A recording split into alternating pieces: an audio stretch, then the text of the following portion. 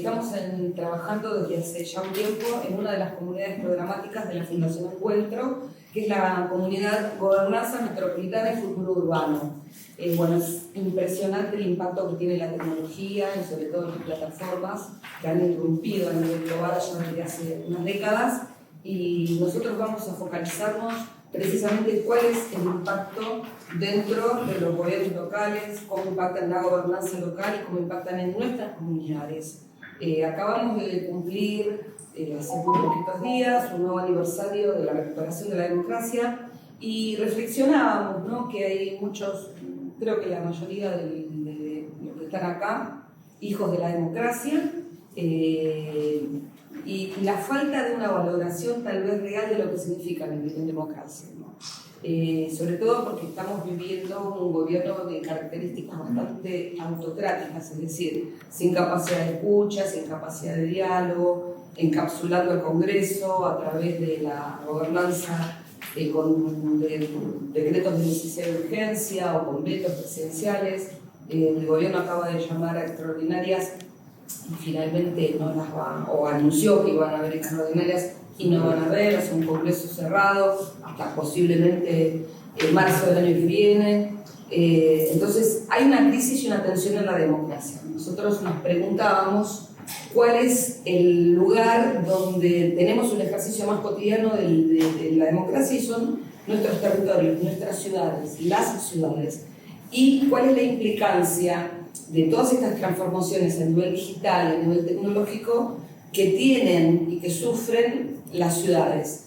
Tal vez las ciudades son los lugares donde nosotros podemos ejercer una democracia un poco más activa, porque los gobiernos locales tienen que necesariamente gobernar para todos. Cuando se planifica un alumbrado, se planifica para toda la población, no se planifica para los que me votaron o para los que no me votaron. Cuando se planifica accesibilidad, transporte, saneamiento, se planifican en el conjunto del territorio. Entonces ahí vemos realmente cuál es la expresión más pura de la democracia, es decir, tal vez el gobierno local es votado por una parcialidad, por una mayoría que lo llevó a ser gobierno, pero a la hora de gobernar hay que gobernar para todos, y cuando hay que planificar las ciudades y cuando hay que planificar la vida urbana hay que planificarla para todos. Me parece que tendríamos que ver y focalizar un poco más en ese ejercicio que se hace en las ciudades y tratar de llevar esos modelos, pensar local, ¿no?, como se decía,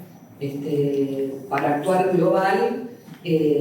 Hoy creo que es una realidad, porque es un poco lo que están haciendo los gobiernos locales, ¿no?, tratando de ejercer la gestión para todos los vecinos y las vecinas, y si lo comparamos con lo que hace el gobierno nacional, vemos que es prácticamente todo lo contrario, ¿no? Ellos se manejan con grupos focales donde ven cuál es lo que conviene decir porque tiene más adhesión, entonces hablan para esas cajas de eco, para esas tribus digitales, y no para la totalidad, que es un poco lo que tiene que representar la democracia, que es el gobierno del pueblo. Frente a esta crisis, se nos ocurrió pedir a Alejandro y a Cali, que están participando activamente en nuestra comunidad, que hacer unas reflexiones acerca de este fenómeno, y agradecerle por supuesto a Carla, a Pitiot, como siempre, que nos esté acompañando.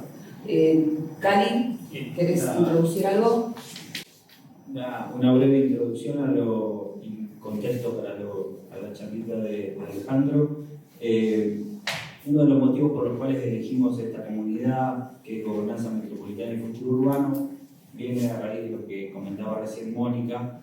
Una de las tensiones de la democracia y de las transiciones, si se quiere, además de la tecnología y otras cuestiones, es la cuestión demográfica. Las ciudades se están expandiendo, vamos hacia un mundo cada vez más urbano. Las predicciones de los últimos años eran que para 2050 el 70% de la población mundial va a ser urbana. Pero en Latinoamérica ya estamos arriba del 80% desde hace tiempo, arriba del 80% de la población es urbana, y en Argentina todavía más, el 92% y un poquito más ya es población urbana, con lo cual es un fenómeno que, pese a la pandemia, la cual algunos auguraban que ese proceso, esa tendencia podría detenerse, no fue así, Con lo cual, requiere de nuevos desafíos. Es uno de los grandes desafíos de la democracia, cómo gobernar esto que algunos llaman megalópolis o grandes metrópolis, como las hay desde hace tiempo y como lo vivimos mucho en la Argentina. Hablamos mucho del conurbano bonaerense, pero hay varios, a lo largo del país, hay varios áreas metropolitanas que empiezan a ver la forma de nuevas formas institucionales de cómo gobernarse, de cómo abordar temas de cooperación, porque se dice que con un intendente no alcanza, porque los temas atraviesan a varios municipios, y un gobernador suele estar demasiado lejos. ¿Qué significa? Que el gobernador, vamos al caso de la provincia de Buenos Aires, el conurbano bonaerense tiene todo un requerimiento específico, pero el gobernador tiene que atender a otras problemáticas también, con lo cual empezar a formar y a prepararnos y a discutir el tema de la gobernanza metropolitana nos parece un desafío muy actual y de futuro. Hay municipios que empiezan a conformar consorcios, conglomerados, con distintos niveles de institucionalidad, y es un tema que nos parecía súper interesante empezar a pensarlo. También en el futuro urbano los intendentes o las intendentas tienen nuevos desafíos, tienen nuevas incumbencias, se les reclama hasta cuestiones políticas para mitigar el cambio climático, pero siguen teniendo las mismas capacidades, que quiere decir que siguen teniendo los mismos recursos, las mismas atribuciones que tenían desde que era alumbrado, barrido y limpieza, por decirlo de alguna forma. Y el mundo es muchísimo más complejo, y sobre todo en el gobierno actual que estamos viviendo en la Argentina, donde un Estado nacional que se va achicando, o según se promete, casi a desaparecerlo, los gobiernos subnacionales, provinciales o municipales, adquieren una relevancia muchísimo mayor. Por eso nos parecía importante anclar esto de la comunidad, gobernanza metropolitana y futuro urbano a la experticia de lo que nos va a hablar ahora Alejandro sobre capitalismo de plataforma.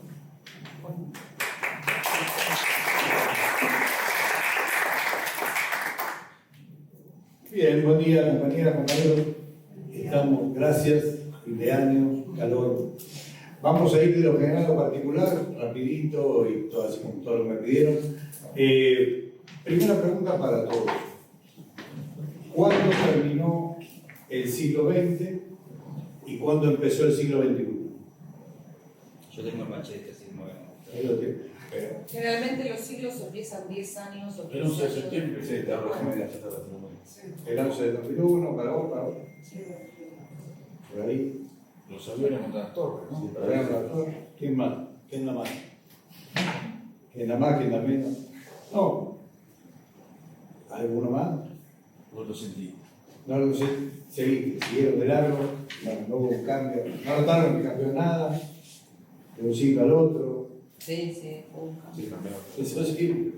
Pero bueno, acá vienen como siempre los expertos, son inevitables. Y los expertos son una cosa que los tenés ahí. Uno de ellos, no sé si alguno debe haber leído, debe haber por algún artículo que se llama Peter Drucker, que era el que inventó el management. Drucker se dio cuenta que el management no era solo gestión, el tipo dijo, no, pará, dice, esto es gestión, administración, innovación, liderazgo, reclama una disciplina. Se inventó una disciplina, 30 libros, todo el siglo XX asesorando empresas. Pero ¿qué dijo Drucker? Para él, el siglo XX, con sus características, terminó en 1973. ¿Por qué? Claro, porque estaba la crisis energética del 73, la crisis del petróleo, terminó el patrón oro y empezó el dólar a funcionar, y el keynesianismo y el fordismo se agotaron como forma productiva. Los famosos 30 años dorados del capitalismo habían terminado. En el 73 también se inventó el home office, en el medio de la crisis, está bien, para no mandar a la gente a laburar, porque la nafta y toda esta historia era más caro enviar a la gente a la fábrica o a la empresa o lo que fuera, que hacerlo. Para otros había empezado a terminar en el 68, con el mayo francés, con el octubre mexicano, con nuestro cordobazo. El octubre mexicano y el cordobazo van a probar que no es lo mismo protestar en París que en la zona de América Latina. Recuerdan que los estudiantes mexicanos fueron masacrados en la plaza de Tlatelolco, que hoy se llama Plaza de las Dos Culturas, el monumento oculta al muerto, decía siempre Octavio Paz, respecto de eso, y el Cordobazo nuestro, que bien lo conocemos. Entonces, el siglo XX para ellos terminó ahí. Arrancará una transición larga, una transición que se va a extender hasta 2008, donde otra serie de expertos dicen empieza el siglo XXI como lo estamos conociendo. ¿Por qué? Por la crisis financiera global y porque aparecen los smartphones, entre otras cosas y entre otras herramientas. La nube, las plataformas, las tecnologías empiezan a estar maduras allí para poder hacer otra cosa. Bueno, en el medio, 35 años de... Cuando se nos acaban las palabras para nombrar el mundo, cuando algo cambió, echamos mano enseguida de los prefijos. Digo que arrancamos con re, co, des. Des está complicado, que está bien, descentralicemos, nos concentremos en las ciudades, pero hay mucha moda de desapegate, que para mí desapegarse es el primer escalón hacia la deshumanización. Pero el prefijo des es de lo más peligroso. Ya te ven desregulación, des algo, te van a despojar de algo seguramente. Entonces tenés des, tenés por supuesto los trans, que se convirtieron en una identidad, y después los favoritos de todos, que son post y neo. Todo lo que viene después es post y todo es neo. Esto es, no hay palabras para nombrar todavía el mundo en el que estamos habitando, agarremos prefijos y, si no, más peligroso, eufemismos. ¿Vieron cuando es? Esto no es dejar sin remedios a los jubilados, es una desregulación del sistema, no, está dejando sin remedios a la gente. Pero los eufemismos y el marketing político son como hermanos gemelos. Bien, en esos 35 años tuvimos posmodernidad, postindustrial, era tecnotrónica con Brzezinski, sociedad de conocimiento social, hasta la modernidad líquida. Podemos hacer un listado de 20 definiciones de esa transición. ¿Qué decía la transición? Bueno, no producimos, en el centro de la organización de la producción mundial no están más las cosas pesables y medibles de Descartes, la tuerca, los tornillos. Entonces, ojo hoy, cuando hablamos de reindustrializar, no vamos a la metalmecánica, la tuerca, los tornillos, vamos a otra cosa. Porque desde el 73 el mundo está tratando de cambiar esa matriz productiva. Había un acuerdo de que tenía que cambiar. ¿Qué iba a ir en el medio de esa organización? Los intangibles, ideas, marcas, algoritmos, fórmulas, cualquier tipo de información, pero no información, cualquier información que generara valor. Bien, tal parece que hasta el 2008 este consenso se consiguió estabilizar, se llenó de tesis, la Sociedad de Información de Castells con su tesis en Berkeley, de 3 tomos, hay un montón de libros que dan cuenta de cómo se fue dando ese debate, que dicen que son sociedades, siempre hubo información en todas las sociedades humanas, pero en esta, lo informacional tiene un rol privilegiado. En el 2008 se cae el maridaje, porque en el medio piensen que en esos 35 años se cayó el muro de Berlín, nació Internet, nació la web, que no son la misma cosa, que la forma de relacionar archivos entre sí. Hubo distintos adelantos fenomenales, algunos con muy poca reflexión, era todo fantástico. Se conocieron y se enamoraron profundamente el capital financiero internacional y Internet, dándole una velocidad sin precedentes a esto, deslocalizando fuertemente, desterritorializando mucho de lo que eran las transacciones y las capacidades de los estados para controlar estas transacciones. Bueno, de esos 35 años podíamos hablar semanas, pero la mayoría de los que están acá son muy jóvenes, no lo han vivido, pero lo han leído, lo han estudiado, y los que lo vivimos, lo atravesamos y fuimos pasando. A mí siempre me impresionaba que mi abuela me contaba de un mundo sin heladeras, y hasta que llegó la primera heladera a la casa. Y me impresionaba aquello. A mis hijos les impresionaba que haya vivido en un mundo sin internet y sin teléfonos celulares, y así impresionaremos. Bien, 2008 se cae a pique el sistema financiero. Recuerden que Steve Jobs presenta el rectangulito de la felicidad. Cree en las ovejas, sueñan las ovejas, bueno, perdón, sueñan los androides con ovejas eléctricas, que después se convirtió en Blade Runner, un libro clásico de ficción. Había un rectangulito que era el cargador de empatía, y el autor dice que la gente lo tocaba todas las mañanas apenas se despertaba para estabilizarse emocionalmente. Pero que la ficción siempre exagera. Vamos a ver un rectángulo chiquitito, pero bueno.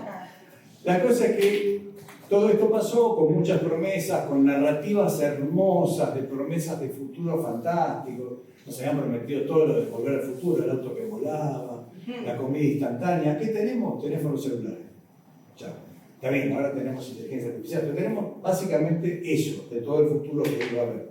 La contaminación ambiental siguió, los conflictos siguieron, las democracias empezaron a resentirse, como bien decía Mónica en la introducción, y las ciudades empezaron a reflejar estos cambios mundiales de una forma bastante importante. Llegado el año 2010, madura la nube, la famosa nube. Uno cree que hay una nube de estratosfera donde toda la gente sube. En realidad hay un montón de depósitos y depósitos y depósitos con servidores donde las empresas venidas a las plataformas, las que crearon a los 1000 millonarios. Los 1000 millonarios son todos estos muchachos eran muchachos, no hay 1000 millonarias, ¿se fijaron? Que se beneficiaron por la mejora de la productividad que generó este cambio. Y se la quedaron todas para ellos. Nadie todavía les discutió. Como era un monopolio del principio del 20, los muchachos tienen que repartir, se tienen que dividir, suelten un poco. No hay cuestionamiento sobre que esta gente sea la dueña de buena parte de nuestros datos y demás. Bueno, pero el sistema financiero salió con tasas de interés cero o tasas de interés negativas. Estaban estas plataformas, muchísima gente sin trabajo, y las plataformas te permitían ganarte la vida. Ahí nacieron los modelos como Uber, Airbnb, tu auto, ponelo en lugar de un taxi, manejá, metieron de la aplicación, tenés una habitación de más, convertida en un hotel, Amazon, el comercio electrónico. Bueno, estas plataformas las hemos naturalizado y mucho. Hay libros ya y muchos artículos sobre la uberización del mundo, que detrás de este hermoso nombre hay, de vuelta, deslocalización y precarización.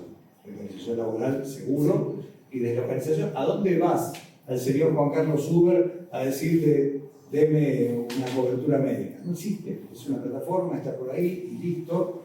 Y cada vez más, con el prefijo des, te desregulan lo que pueden. Lo que pasa es que la uberización la empiezan a trasladar a todos los sectores de la economía. Cuando te pones a ver, es un modelo, es un plan de negocios que empieza a ser presentado como modelo de desarrollo. Y esto es un problema grande.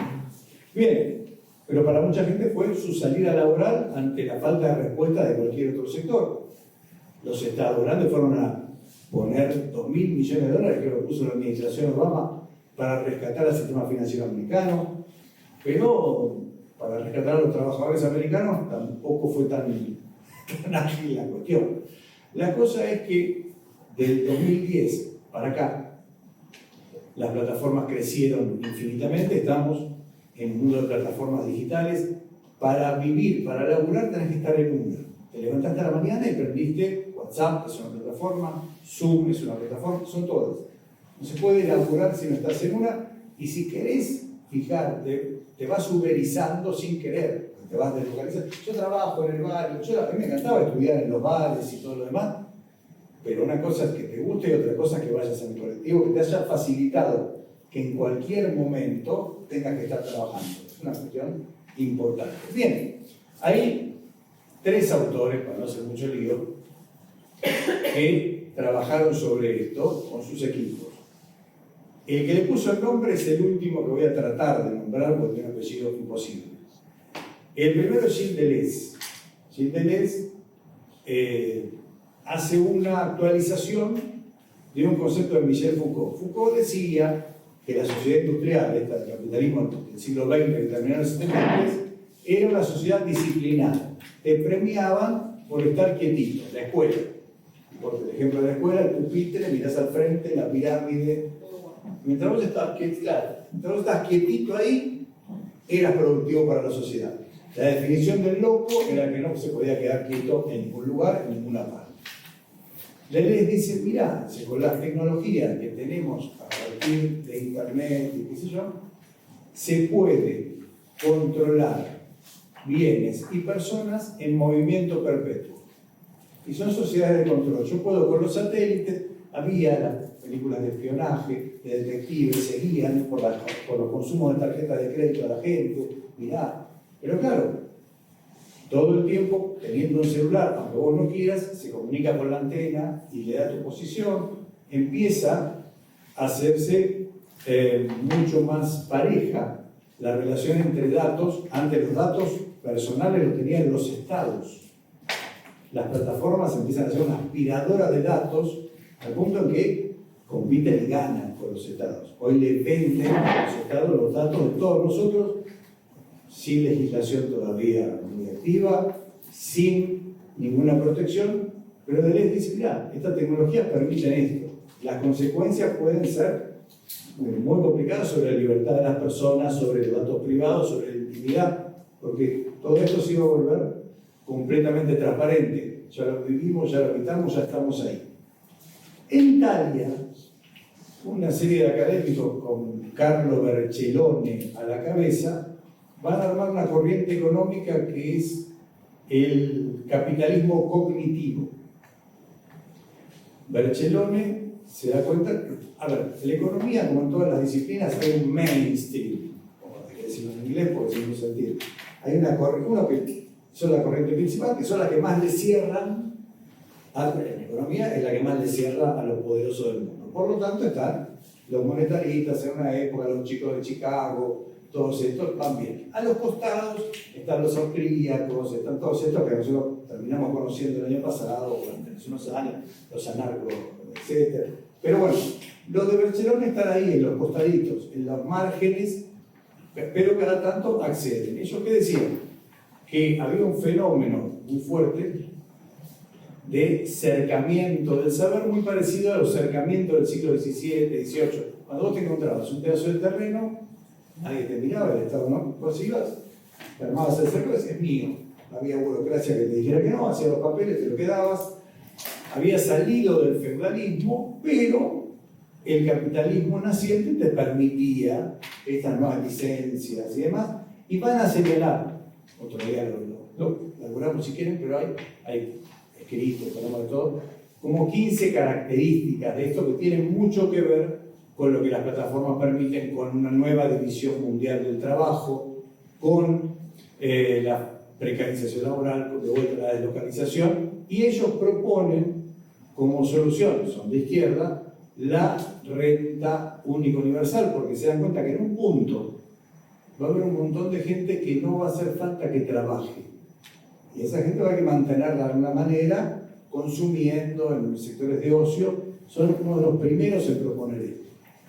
Muy bien, no tienen por qué hablarse los ingleses con los italianos, tan cerca, pero hay un investigador canadiense que se llama Nick Srinivasan, impronunciable, después lo deletreamos. Pero bueno, de hecho, de unos 40 y tantos, que imparte clases en Londres, en la Universidad Londinense, y desarrolla con un colega en 2013, 3 años después de esto, del fenómeno, el manifiesto aceleracionista. Da cuenta de lo que muchos teóricos dieron cuenta del principio del siglo XX de calendarios. Desde 2005 para acá hay muchos teóricos diciendo que la situación en el planeta se ha acelerado, más allá de la tasa de cambio acelerada que vivimos en el siglo XX, desde el 5 para acá, en un montón de indicadores ambientales, personales, etc., las cosas van mucho más rápido. Y hay evidencia científica de que va más rápido. Esto se hace el manifiesto aceleracionista, en el que proponen el postcapitalismo. Dicen, bueno, por izquierda, a través de las tecnologías y de todo lo que tenemos, podemos liberarnos directamente del capitalismo y pasar a una sociedad comunitaria con de vuelta la renta básica universal, etc. Incluso en uno de los puntos cuestionan a lo que ellos llaman las revoluciones, los gobiernos de las revoluciones bolivarianas de América Latina de la primera década del siglo XXI, porque dicen que fueron muy importantes, pero a la hora de proponer hacia el futuro, se quedaron en las propuestas del socialismo de la década del 50 del 20. Porque nos propusieron algo que hacer con las tecnologías y allí venían ellos a proponer esta cuestión. Entonces, la liberación del capitalismo y la superación del capitalismo a través de la tecnología. Por ese lado iba Simisec en el 13. En el 16 se da cuenta que era un poquito más complejo y ahí saca su librito que publicó Caja Negra, que se llama Capitalismo de Plataformas. Es el que le pone el tercer nombre, y el nombre que hoy está de moda, a este sistema capitalista que se basa en plataformas digitales poderosísimas y de carácter transnacional. Bien, hasta ahí las tres cuestiones teóricas básicas. Pensemos un poquito las consecuencias de eso, porque tienen un marketing fenomenal, tienen un impacto enorme y están basadas las plataformas en algo que se llama tecnologías exponenciales. Un tipo que se llama Moore, que en la década del 60 enunció la famosa ley de Moore, se dio cuenta que los transistores cada 18 meses duplicaban su capacidad y enunció que la tecnología disponible cada 18 meses iba a elevarse al cuadrado. Pero no todas las tecnologías, un grupo. Ese grupo hoy lo compone la Internet de las cosas, todo, chip, heladera, carreta, porque las barredoras, las rumbas, estas que fueron hackeadas para robar algunas casas y toda la historia. La computación cuántica, que no es fantasía, está por ahí, que consume mucho menos energía de la computación que tenemos ahora, que tiene una cantidad que en vez de bits tiene qubits. Bueno. La impresión 3D, que no sirve solo para hacer llaveritos, te puedes imprimir una casa, un órgano, un arma de fuego, ojo, porque todas tienen una narrativa de marketing súper positiva. Y después tienen un montón de letra chiquita, pequeña parte de la que dice el cheque. Fíjate.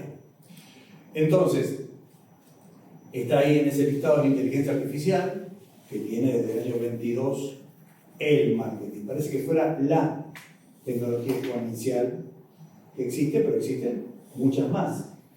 Por supuesto, la biotecnología y la edición genética. Esto también existe y no es algo falso. Y por supuesto, las energías renovables. Todo el debate del litio, los materiales raros y toda la contranarrativa, porque parece ser que los autos eléctricos, para generar las baterías, terminan siendo igual de contaminantes que los coches. ¿Para qué vamos a cambiar esto? Está el hidrógeno. Hay varias puntas de energías renovables, no solo pero hay narrativas dominantes que hay que mirarlas y cuestionarlas fuertemente o ponerse a pensar, porque uno termina pensando que lo que existe solamente es la inteligencia artificial que nos va a dominar y no sé todo lo que va a hacer, pero antes tenés que recordar que, como dijeron los autores argentinos hace poco en un librito lindo que sacó Prometeo, la IA no piensa, el cerebro tampoco, lo que piensa es la mente. La mente no es ni individual ni colectiva, es un intangible también, está en un lugar determinado del cuerpo humano, etcétera, etcétera. En este mundo que configura estas tecnologías que le dan soporte a estas plataformas, parece no haber escapatoria, porque las querés regular y es un problema. Empiezan a celebrar y apoyar gobiernos y regímenes de gobierno a su medida. Basta ver a nuestro primer mandatario saltando con Elon Musk para tener una monedita esta, pero son muchos. No es que solamente soportan a este, sino que hay un montón Porque en un punto sos millonario, todavía no te regularon, tenés plataformas, manejás más datos que el Estado, ¿por qué no te vas a armar tu sistema de gobierno? Y empiezan a aparecer los que cuestionan la democracia, los que cuestionan a los gobiernos, los foros, no, mirá, vivíamos más libres, etcétera, etcétera. Bien, hasta acá. ¿Tan confuso como me lo planteé? ¿O? No, está Con perfecto. ganas de interrogar. Bien, entonces, ¿Te puedo hacer una sí, interrupción? es todo. Porque me está acordando de algo que sí yo he conocido. ¿Sí se escucha bien? Sí. Una conversación entre Magneto, que era el CEO, uno de los más importantes de Clarín, y Kirchner, que había sido electo presidente hace muy poquito, todavía convivían, se hablaban, se visitaban. Y Magneto había ido a Olivos. Magneto había ido a Olivos a comer. Y en un mano a mano con Kirchner le dice, bueno, como que le manejaba la tapa de Kirchner protestaba. Kirchner le dice palabras más, palabras menos. Pará, dice, porque finalmente vos querés ser el presidente. Y Magneto le dice, no, el cargo de presidente es un cargo menor. Es lo que está pasando con Elon Musk, por ejemplo, con todos estos muchachos que están muy por encima, son gobiernos supranacionales y que están por encima de los gobiernos formales. Sí, ahí una cosa, ojo. Como decía Pilar de Maradona, el otro también juega, el otro somos nosotros. Las plataformas no están solas en la cancha. Hay intentos de legislación grandes, porque si no, están los intelectuales orgánicos del gobierno de Milei, muchacho Romo, que sacó un libro hace poco, el que dice que hay ingenieros sociales y una conspiración que a través de la Agenda 2030 quiere dominarnos a todos. Esto es un discurso que la ultraderecha del siglo XXI maneja en todo el planeta. No, si no es que el partido terminó. Lo que sí sucede es que estos van corriendo adelante y van muy rápido, pero es necesario que pensemos las tecnologías exponenciales, a las plataformas, las personas que somos de distintas disciplinas y de ninguna disciplina. Pero porque si no siempre escuchamos y repetimos lo que nos dicen los ingenieros y los CEOs, de vuelta, los CEOs de estas organizaciones. Entonces estamos con lo que publican, lo que ellos dicen. Está bien, pero déjamelo pensar un poquito. Y a mí, ¿para qué me sirve? ¿Es bueno o malo para mí? ¿Cómo lo puedo trabajar y cómo lo puedo lograr? Entonces, bajando un escalón a las ciudades, porque sí, es cierto que ellos van a creer lo mismo que Magneto, ellos van a creer que todo es un cargo menor, que la democracia es un sistema menor, que la participación de la gente es un sistema menor, total. En sus planes no les hacen falta, pero finalmente las cosas no es tan fácil. Los modelos que se están manejando mucho son modelos muy teóricos, hay mucha entelequia y poco territorio, resisten muy poco la prueba científica. Son modelos en vacío, como se dice en ciencia, pero cuando vos lo sacás del vacío, existe la resistencia al aire, existe la gravedad, un montón de cosas que todavía funcionan.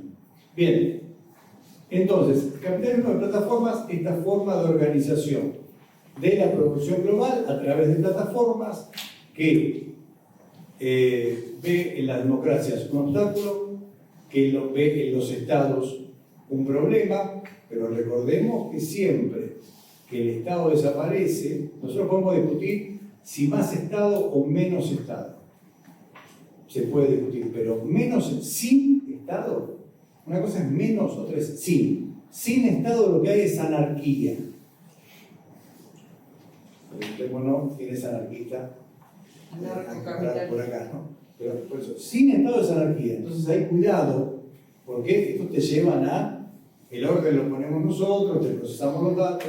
Entonces, tienen un obstáculo en los sistemas democráticos, un obstáculo en los estados y, por supuesto, no tienen ninguna regulación y les encanta desagregar también a los trabajadores. Para ellos, el modelo que plantean también el manifiesto aceleracionista del 13, los trabajadores, eufemismo, son emprendedores. Vieron que lo de Rappi, pero esto no es que se le ocurrió a los de Rappi acá. Esto es global. entiendo el tema de las regulaciones, los intentos de regulación, sobre todo en Europa con la inteligencia artificial. A otros no quieren regular, pero este capitalismo de plataforma también generó un cambio de comportamiento, esta uberización que vos marcás, un cambio de comportamiento. No tengo evidencias ni pruebas, pero todos escuchamos que vos hablas de precarización laboral. Quienes trabajan con las plataformas no quieren ni regulaciones, ni protección laboral, ni demás. No sé si es una fantasía o es real, pero varios sindicatos que se acercaron y que, che, digamos, ¿por qué no nos organizamos? No quieren. Y lo ato también con el concepto, con la idea de Estado, como que quieren escapar de esa situación, ¿no? Me disparó un montón de preguntas o de planteos. Hay uno que vos mencionaste acerca de las nuevas democracias o los nuevos formatos de democracia, el tema de los nuevos formatos del Estado. Bueno, a mí inmediatamente se me viene a la cabeza cuál es el rol de los ciudadanos en este nuevo escenario, ¿no? Donde los estados, donde las democracias tienen nuevas fisonomías y cómo se inserta la participación ciudadana en esto, o sea, cómo interpelamos al sistema, cómo nos interrelacionamos también con el Estado, con las instituciones de la democracia. También mencionaste el tema de los trabajadores, y en ese sentido yo comparto con Cali que posiblemente va a faltar un tiempo para poder decir si los trabajadores deciden una nueva forma de vincularse. Hoy creo que la imposición de los nuevos mercados laborales hacen que también los trabajadores se incorporen a la nueva fisonomía de las modalidades de empleo, donde las tecnologías se imponen, que son mercados de plataforma, trabajos en ese sentido. Me parece que igual va a faltar tiempo para decir si realmente era una decisión tan libre la de decidirnos por ser tan independientes, tan libres, trabajadores libres, autónomos, monotributistas, o emprendedores, que también se nos ha tratado de imponer hasta desde el lenguaje. O sea, vos tenés que ser emprendedor, como que eso es el fin de la esclavitud respecto de algunas cuestiones que entre ellos tiene que ver con, yo creo que falta de representatividad de algunos, como los sindicatos en este sentido. O sea, los trabajadores cada vez se sienten menos representados por quienes debieran defender sus intereses. Entonces es una de las cuestiones que me parece que la pongo sobre la mesa, porque creo que con el tiempo va a haber una vuelta, es todo cíclico, ¿no? Me parece que esta búsqueda de libertad de los trabajadores también conlleva una desregulación absoluta, deslocalización. Me encantó este concepto que vos hacés y lo traigo a la mesa nuevamente, porque me parece que la búsqueda de un modelo de desarrollo también se impone a través de esta nueva percepción del Estado, de la democracia, de ciudadanos que tienen una participación determinada y también una forma de producir, desindustrialización también, donde uno dice, bueno, pero esto nadie lo puede aceptar. Y sí, tal vez ahí se imponen modelos de desarrollo con esas características. Entonces, creo que tenemos que pensarla desde la Argentina, cuál es el modelo de desarrollo que también nosotros queremos lo hemos discutido en las comunidades programáticas. Ustedes han hecho un gran aporte desde la comunidad de gobernanza metropolitana y futuro urbano. Así que nada, dejo estas cuestiones y sobre lo que decía Juli, me parece que también hay que uno se cree que con las tecnologías, me parece que hemos ganado mucho, pero a veces no nos damos cuenta de las cosas que perdimos también. Es este equilibrio pendular que aunque uno siempre todo el tiempo está buscando, porque nacen nuevas necesidades que también te las imponen direccionalmente. O sea, no seamos tan ingenuos, creo que hay un direccionamiento de necesidades, de nuevos mercados, de un capitalismo voraz, aunque también de alguna manera quedamos en el medio y no nos damos cuenta de que a veces lo pongo sobre la mesa como algo muy doméstico. Bueno, ¿qué comíamos cuando éramos chicos y qué comemos ahora? Ahora la oferta de alimentos que hay procesados y demás, y la verdad es que no sé si le hemos ganado. Hay una tendencia, por eso la vuelta a la tendencia de comer más sano. ¿Por qué? Porque en algún momento creo que nos atoramos de una góndola con tanta oferta, que la verdad es que hay que creo que crear y construir ciudadanía inteligente, libre para las decisiones, y me parece que en eso está también nuestro rol. Así que, nada, también medio confuso, pero puse todas esas ideas. Bien. Tomando lo de Julián y Carla, varias cuestiones. Primero, hay poscapitalismos, hay tres. Está el de izquierda del que hablamos, por supuesto que no de derecha, que dice que a través de la tecnología seremos libres y que hay que dejar todo en manos de la tecnología y hay que avanzar a desmontar todo, obviamente desmontar todas las instituciones de la Revolución Francesa. Ellos combaten por derecha la democracia burguesa, lo cual es muy simpático con los argumentos que tenía la izquierda hace 20 años. El postcapitalismo por derecha las combate igual. Toman, bueno, que toman a cargo de batalla cultural, que Gramsciano le dan vueltas. Es una cosa bastante interesante porque es cierto que la democracia, como estaba en la perfecta, permitió cierta cantidad de libertades respecto del feudalismo, pero no todas. Y el capitalismo surgiente nos permitió las libertades, pero no todas. Ese es el que terminó en el 73, el que empezó en el 2008, de vuelta. Pero el tema es que lo electivo es bastante relativo. A los muchachos de Amazon les creció un sindicato. Acá el diputado Iglesias, el de PRO, diría que seguramente un peronista se infiltró en Amazon. Pero no, resulta que Google, Amazon, todas estas empresas tienen en la mesa de ping-pong, el masaje, todo esto que te promociona, el horario flexible, todo lo que vos quieras. Pero las metas de rendimiento, de productividad, para que vos cobres tu sueldo básico y bajo, para que cobres tu sueldo como la gente, son tremendas, al punto que en los depósitos de ahí de Atlanta, donde empezó ese movimiento, la gente no tenía tiempo ni para comer ni para ir al baño, para cumplir con las metas. Entonces, empezaron a no comer y hacer el 1 y el 2 en bolsas que dejaban al lado de las cajas, al lado de los compañeros. Entonces, volver, el tiempo moderno de Champlin se quedó corto. Entonces, se sindicalizaron. Y el tipo armó el sindicato en la parada del micro que lo llevaba de la planta al centro de la ciudad, preguntándoles si estaban cómodos con la forma en la que trabajaban. Les encantaba laburar en Amazon, les daba prestigio, pero hacer tu necesidad de hacer una bolsa y te molesta, te va haciendo complicado, a punto de decir, bueno, muy bien. Empezaron hasta que le creció a Amazon un sindicato, lo tiene y tuvieron que discutir condiciones de laburo que ya estaban conquistadas en el 20. La cuestión es que la velocidad es una cuestión fundamental. El aceleracionismo, lo acelerado, es todo tan rápido, tan vértigo, que no tenemos tiempo de reflexionar. Y las plataformas, una de las características que tienen es la simetría. No podés elegir. Vos podés aceptar términos y condiciones. El que está aburrido ahora en verano, hay una serie que se llama Black Mirror. El primer capítulo de la temporada 6 se llama Joan is Awful, Joan es fea.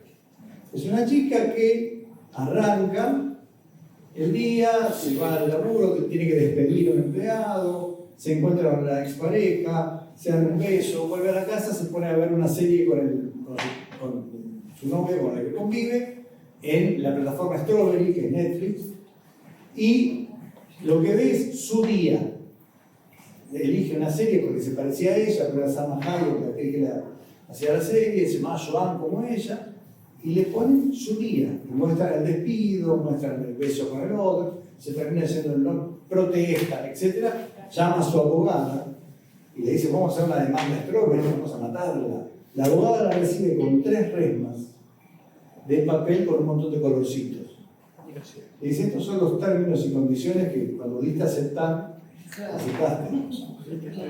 Y en todos estos parágrafos y apartados dice que cediste tu derecho a la imagen, que te escuche, que te grabe, que haga esto, que haga lo otro. Porque todo, con tal de que la plataforma baje rápido, que se active la aplicación y que tengamos que elaborar, aceptamos. ¿Qué aceptamos? Vaya Dios. Las cookies, por ejemplo, que nos pasamos aceptando cookies. Yo digo, sí, Acepté y porque aceptamos, quiero prefiero ver. leer. Uno acepta. Descargas el iris, Claro, sacan fotos, todo voluntariamente. Así, pero claro, uno acepta todo. Pero el asunto es que después tendrás 3 veces más y aceptaste lo que fuera. Hay una definición que hicieron algunos autores, Leví, varios al principio también de este siglo, que ellos decían, bueno, si esto es así, no tenemos, los marxistas decían que teníamos proletarios, porque no tenían conciencia de clase, no sabían que estaban siendo explotados, que esto, que lo otro. Bueno, lo que tenemos en el siglo XXI es cognitarios, trabajadores del conocimiento, quemados, todos conburnados, que desconocen los derechos que tienen y los derechos que perdieron. Trabajan 24/7, pero inflexible, sí, pero todo esto tiene, como decía Carla, su vuelta. Los sindicatos por ahí tradicionales deberán ver qué les duele a los trabajadores ahora y cómo representarlo. Por eso, lo electivo en lugares donde hay más del 80% de la población viviendo en ciudades, por eso el tema de las ciudades es importante, porque nosotros estamos en ciudades donde sin aplicaciones no te puedes mover. Vos te podés ir al medio campo y no contratar Starlink, pero para laburar la mayoría de la gente tiene que acudir a las ciudades y concentrarse. En Argentina el 92% de cocaína, en América Latina 80%, en donde sin plataforma, pues primero la agarro y después digo, la quiero comer, agarro la plataforma. Después me fijo, en algún momento esta toma de conciencia va a suceder. Vamos a decir, no, mirá la bolsa, no, mirá esta bici, no, este horario, no. Hay cosas que van a ir sucediendo y que también, como comunitarios, iremos tomando conciencia. Por ejemplo, en ciudades. Ciudades, los que manejamos, ¿quién usan? ¿Quién maneja usa Waze? Todo. Y ahí le damos una información de dónde vamos, qué lugares preferimos, todo. Y también para eso, esas informaciones, esa big data que se utiliza para donde se establece un comercio, qué zonas es más frecuentada, y la damos permanentemente. Antes, ¿qué hacían? Paraba, o estaba en la guía, o preguntaba, ¿dónde está esta calle? Ahora, por Las aseguradoras usan la ubicación por teléfono, las aseguradoras, por el caso de robos y todo eso. Dijiste algo de la velocidad que cambian, que se mueve. En realidad, la velocidad en los cambios de estructura, en cómo se procesa la información, que uno va volcando, que puede ser en una plataforma o en los vínculos. La sociedad hoy no sabe qué es lo que está haciendo, o por lo menos no es consciente de cómo está inyectando información y haciendo que esa velocidad aumente. Sí, puede ser que las instituciones necesiten modificar, necesiten adaptarse o necesiten tener mayor conocimiento de lo que está haciendo. Ahora bien, esa velocidad continúa su rumbo. Entonces es como estar siempre atrás de algo que cada vez toma más velocidad. O sea, inconscientemente no es que vos estás haciendo una fuerza de arrastre y le decís, no, bueno, mira, ahora que soy consciente, no voy a pedir el poder pedido ya. Creo que el gran punto que tuvieron o en donde calzaron estas personas, sean 10, es encubrir la necesidad que tiene en sí el individuo. Porque básicamente las necesidades van a ser siempre las mismas, más allá de que te facilitan la vida, siempre llegas a la alimentación, el bienestar en la salud, la comunicación, las cuestiones afectivas, la resolución de las emociones, la ansiedad. Entonces, ese es el punto, es, bueno, bárbaro, somos conscientes, pero estamos atrás y aumenta de una forma mucho más rápida. Y una de las claves, me parece a mí, que hay es cómo podemos ver que los vínculos, ya sea el vínculo de la persona con la persona, en donde están las emociones, con una institución, con un Estado, qué es lo que esperás de ese representante, termina llamándose a una nueva forma de vincularse, donde básicamente una de las grandes tangentes es la información que le das. Sí. Mirá, Ahí hay un montón de cosas, hay mucho que pensar, pero sobre todo arrancar por tomar conciencia de la cantidad de datos. Porque este sistema productivo tiene una diferencia con el del siglo XX, es que está la pirámide de Maslow. ¿Se acuerdan que Maslow decía que arrancaba con las necesidades básicas y después? Entonces, casi toda la innovación del siglo XX, de Schumpeter en adelante, lo que se le preocupaba era darle a la gente lo que necesita, satisfacer necesidades. Este sistema productivo no está con la potencia para satisfacer necesidades, tiene la potencia de satisfacer deseos. En realidad lo que la gente necesita, le da lo que la gente quiere. El deseo es infinito, el mercado no se agota nunca. Entonces los tipos te dan lo que vos querés. Si lo necesitas, mejor. El comentario gorila de toda la vida, tiene la antena de DirecTV y no tiene casa. Escuchá, no me importa, todo el mundo funciona así. Entonces cuidado porque va a necesitar mucha reflexión, porque las regulaciones les piden que se hagan cargo de regular la información, de manejar los tiempos. Parece que es gratis, en realidad estás pagando con un dato. Claro. La moneda es el dato. Uno regala datos todo el tiempo, pero el punto ahí es cómo haces para que esto se expanda, para que necesitas educación. Pensá que tenés todavía una escuela en la que prohíben el celular, en la que se dicen aulas, en la que se dicen los pupitres de Foucault, que Deleuze dijo que ya no iban, en la que no preparás a nadie para que salga a este mundo laboral. Entonces ahí es un tema. Y después hay poscapitalismo por el centro.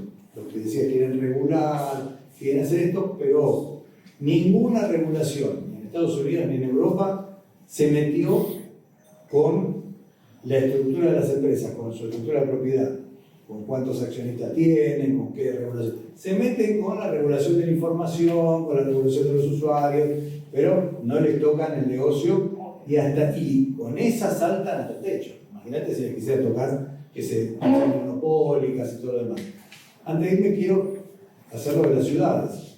En términos de ciudades hay tres conceptos vinculados a esto. Las smart cities, las ciudades inteligentes, toda la domótica, que toda la ciudad, por todas partes, produzca información.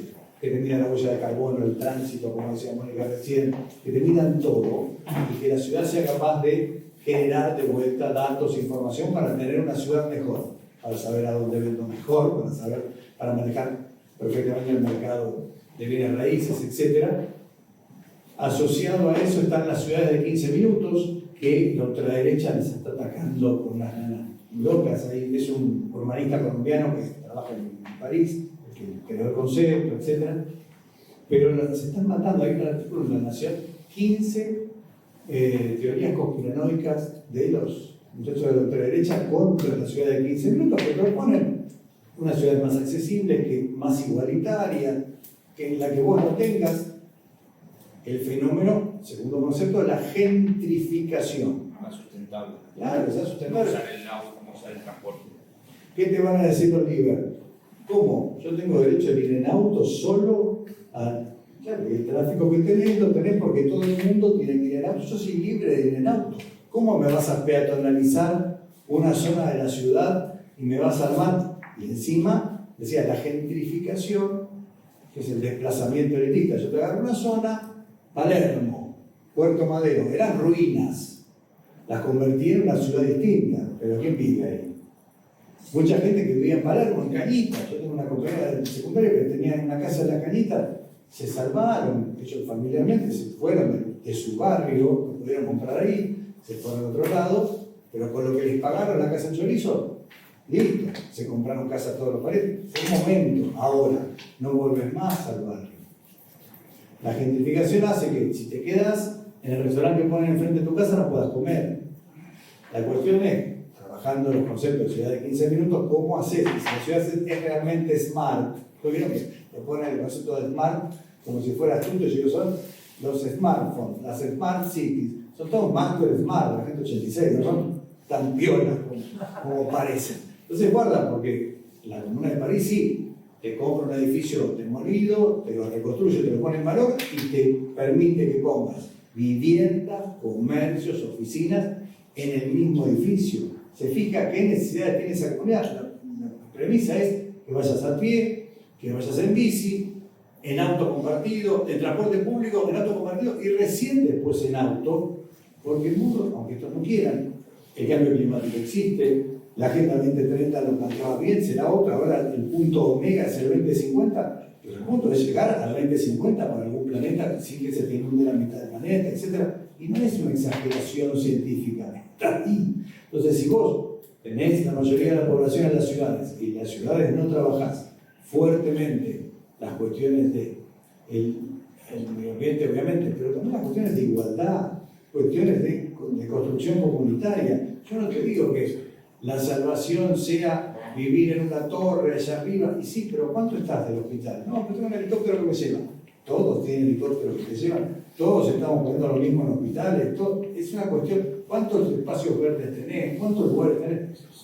Todo esto que empezamos al principio, aterrizado en donde vive la mayor cantidad de gente, requiere de debate más grande. Por ahí, la preocupación de nuestra comunidad es empezar estos debates. No tenemos, lo que tenemos es un montón de preguntas, como vieron, pero la idea es empezar a conversar con más y más gente para que empecemos a encontrar respuestas que se dan en otro lugar y también construir las nuestras, porque a esta velocidad no hay ningún elucidado o elucidada en ninguna parte del mundo. Todo el mundo pensando qué hacemos con esto que piensa. Bueno. Muy bien, gracias.